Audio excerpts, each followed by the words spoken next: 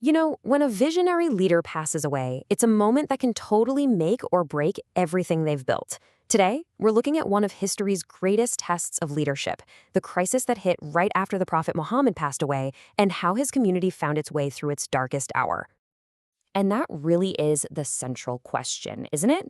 How does a whole community, a movement, a faith, survive losing its founder?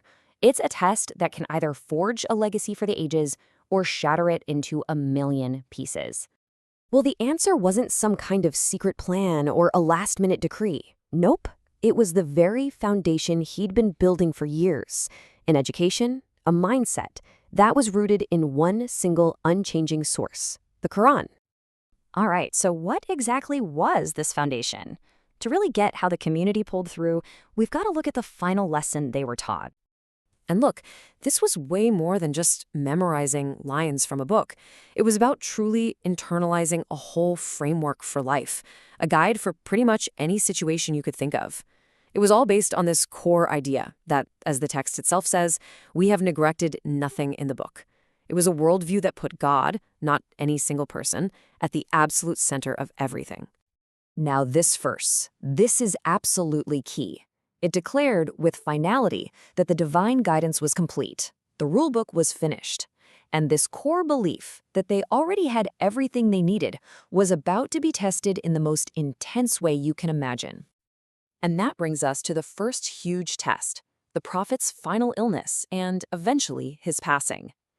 This is where you really see that Quranic education get put to the test under unimaginable pressure. So, as the Prophet's health got worse, you can just imagine the emotional strain on his companions. It was immense. At one point, he asked for something to write on, to leave one last statement, and this led to a moment of debate, a very human moment of concern and confusion. And right in that incredibly tense moment, one of his closest companions, Umar ibn al-Khattab, says something really powerful. He says, "The Prophet is in severe pain, and the Book of Allah is sufficient for us." Now, on the surface, that might sound a little dismissive, right? But what was really going on here was something way deeper. See, Umar was literally putting that Quranic education into practice. He wasn't questioning the Prophet. He was showing his complete and total faith in those verses that declared the religion was already perfect. He knew they had the finished guide, and his statement was really coming from a place of love, of wanting to spare the Prophet any more pain. But then, the greatest test of all was still to come. The unthinkable happened. The leader, the guide, the man they all loved was gone. And the news just sent this tidal wave of shock and grief through the entire community. In this moment right here, it just brilliantly shows the very human response to that kind of overwhelming grief. Even Omar, who was so certain just a little while before, was in total shock, comparing it to when the Prophet Moses temporarily left his people.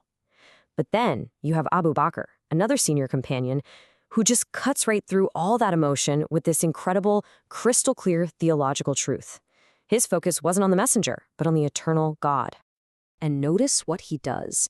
To bring everyone back to solid ground, Abu Bakr doesn't give his own hot take or his personal opinion. No, he recites a verse directly from the Quran, a verse that had actually been revealed years before, almost preparing them for this exact moment. He brought them right back to their foundation. And the effect was just immediate. Umar himself said later that when he heard Abu Bakr recite that verse, it was like he was hearing it for the very first time. The words of the Quran snapped him back from shock to reality. So the emotional crisis was over, but a new one was just getting started. Okay, so with the emotional storm starting to calm down, a political one blew right in to take its place. The Prophet was gone, and the community faced this urgent, terrifying question: who's going to lead us now? I mean, in the immediate aftermath, you had different groups starting together. The Ansar, the folks from Medina, they met to pick a leader from their own ranks. The potential for a permanent split right then and there was sky high. So when Umar and Abu Bakr heard about this meeting, they rushed over to stop a split from happening. The debate was getting heated, but Umar saw the real danger. He knew that disunity, something the scripture warns about over and over, was the single biggest threat. So what does he do? He doesn't get into a political argument. He points to something the Prophet himself did. He reminded everyone that in his final days, the Prophet had chosen Abu Bakr to lead the prayers for him. And then, in one decisive move, he took Abu Bakr's hand and swore his allegiance. And that one act set off a chain reaction that brought the whole room together. Brilliant intuition is what historians call it. But really, it was more than just a gut feeling, wasn't it?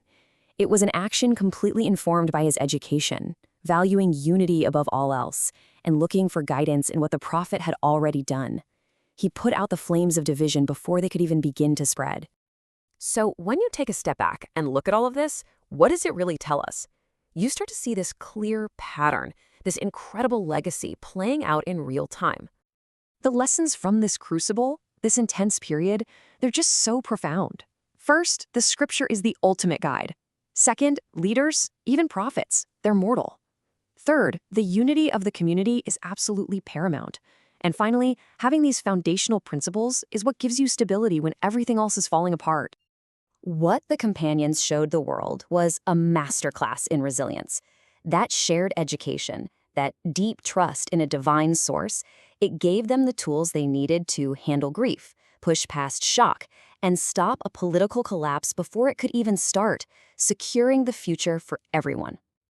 And that kind of leaves us with a bigger question to think about, doesn't it? Whether it's a constitution, a scripture, or a founding document, how do the core texts we choose to live by define who we are and ultimately determine what we become when we face our own moments of crisis?